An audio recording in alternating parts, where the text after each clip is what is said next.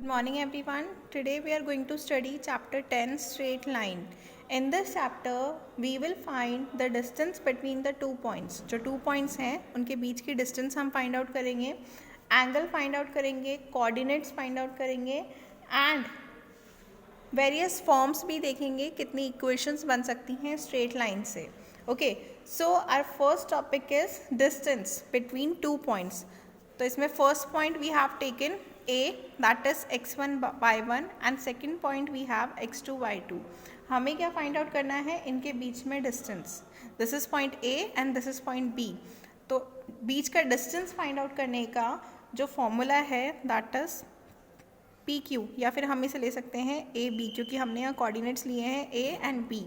तो A B equals to होगा under root x2 minus x1 square plus y2 minus y1 square. This is the formula to find the distance between the two given points, that is a x1 y1 and b x2 y2. Now what we have to do, suppose we are having an example. हमारे पास a point है example के लिए, that is 6 and minus 4. Okay, ये हमारा एक point है. दूसरा हमारे पास b पॉइंट है और इसके कोऑर्डिनेट्स हैं 3 and 0. ओके, सो अब हमें क्या करना है, A B distance find out करना है. तो इस फॉर्मूले से हम A B distance find out कर सकते हैं. फॉर्मूला क्या है, x2 माइनस x1. x2 हमारे पास ये है 3 एंड x1 वी हैव 6, इसका square plus y2 minus y1. y2 हमारे पास है 0 माइनस y1 है minus 4. Okay, and minus minus plus हो जाता है, so we mark it here as plus. Now solve कर लेंगे इसे. 3 minus 6 that is minus 3 square plus 4 square. Okay, तो हमारे पास वैल्यू आ जाएगी, this is 9 and this is 16 under root, and under root में हमारे पास वैल्यू आया 25. जब हम अंडर रूट को सॉल्व करेंगे then we will get 5. Okay, तो दैट मीन्स कि इन दोनों के बीच की डिस्टेंस 5 सेंटीमीटर 5 मीटर कुछ भी हो सकता है. Okay, so this is the formula to find the distance between the given points. okay, suppose अब हमें लाइन गिवन है, कोई भी line that is A B ही हम ले लेते हैं, जिसके कोऑर्डिनेट्स हैं x1 y1 and x2 y2. अब हमें क्वेश्चन के अंदर क्या बोला है कि इस पर्टिकुलर लाइन को डिवाइड कर दिया गया है m रेशियो n के अंदर. ओके, हमारी ये जो लाइन है ये m रेशियो n के अंदर डिवाइड हो गई है. अब हमें इस मिड पॉइंट का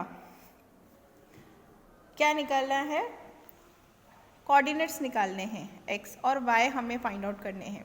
ठीक है, अगेन आई एम रिपीटिंग कि एक लाइन है हमारे पास ए बी, ए के कोऑर्डिनेट्स हैं x1 y1, बी के कोऑर्डिनेट्स हैं x2 y2, और इस लाइन को डिवाइड कर दिया गया है एन m रेशियो n. तो हमें किसके कोऑर्डिनेट्स निकालने हैं, इस पॉइंट के, p पॉइंट हम इसे मान लेते हैं, x y हमें फाइंड आउट करना है.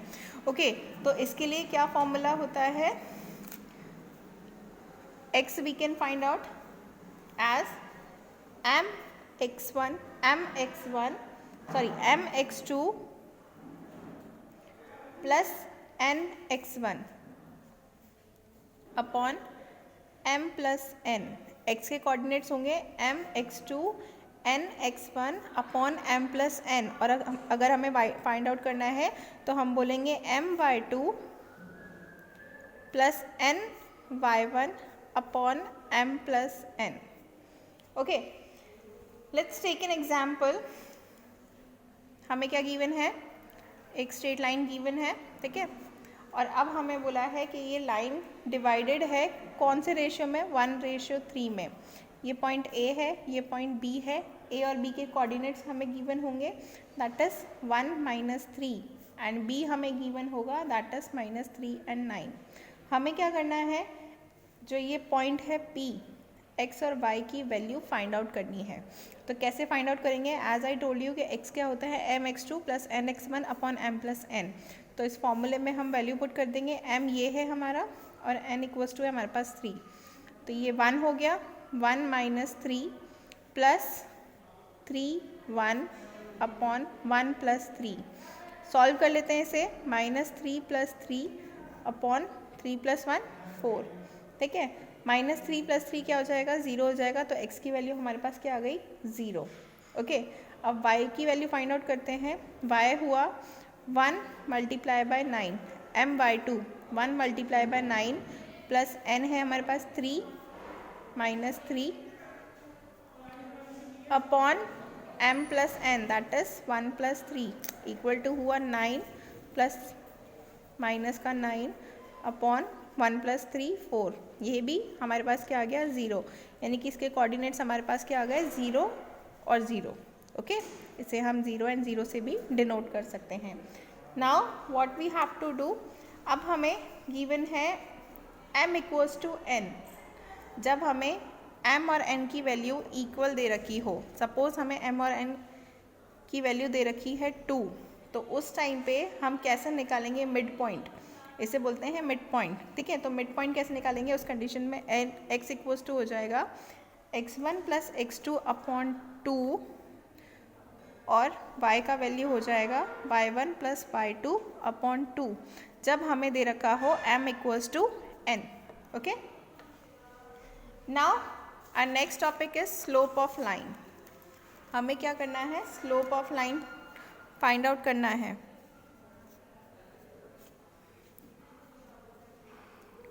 तो पहले ये समझ लेते हैं कि स्लोप होता क्या है। सपोज कि ये आपके पास एक प्लेन है, कार्टेशियन प्लेन, ये हमारा x है, ये हमारा y है। ठीक है, और कोई लाइन है हमारी इस तरीके से, कोई लाइन है L जो इस कार्टेशियन प्लेन के ऊपर है। ये आपको मालूम है ओरिजिन होता है। ये लाइन L x एक्सिस से क्या बना रही है, थीटा एंगल बना रही है।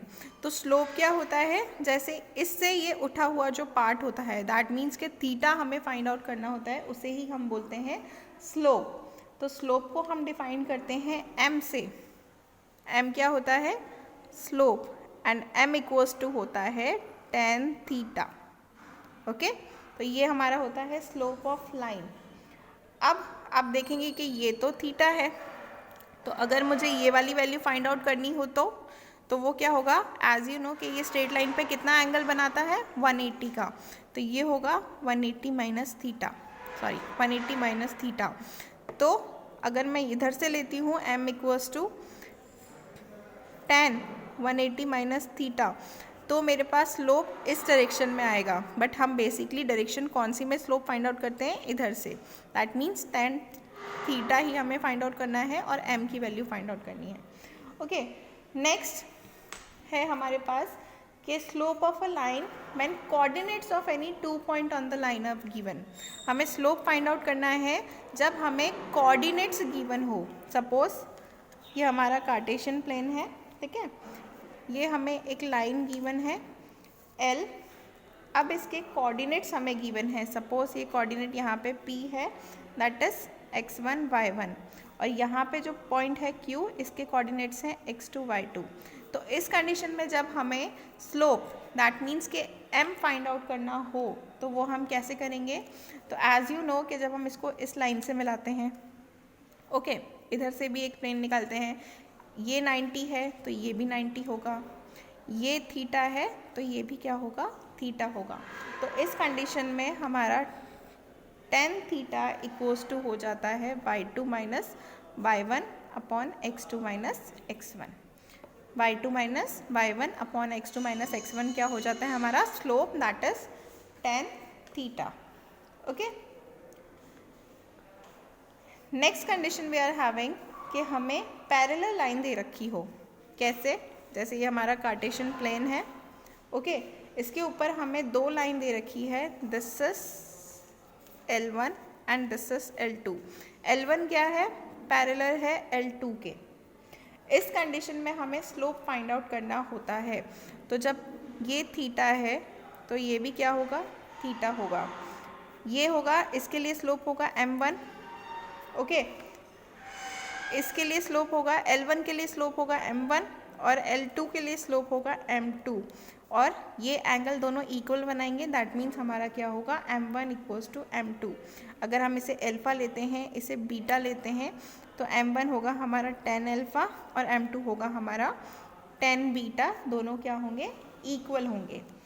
एंड सपोज कि हमें इंटरसेक्टिंग लाइन दे रखी है इस तरीके से, जैसे एक लाइन इधर जा रही है और एक लाइन इधर जा रही है, ये हमें इंटरसेक्टिंग लाइन दे रखी है और ये हमारे एंगल्स हैं, ठीक है। तो इस कंडीशन में जो m1 m2 होता है वो इक्वल टू होता है -1 के, और ये आपको मेमोराइज रखना है, ठीक है। इस कंडीशन में हम क्या करते हैं, m1 into m2 equals to करते हैं -1। फर्स्ट वाली कंडीशन में स्लोप क्या होता है, m इक्वल्स टू होता है tan थीटा। जब आपको पॉइंट्स गिवन हो, दैट मीन्स के कोऑर्डिनेट्स गिवन हो, तो उस कंडीशन में हम tan थीटा इक्वल्स टू करते हैं y2 minus y1 upon x2 minus x1, okay. यही हमारा m होता है।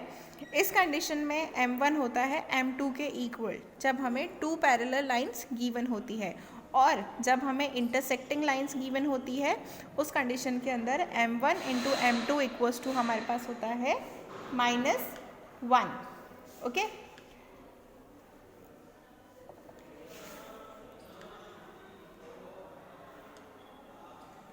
Okay, that's it. Thank you everyone.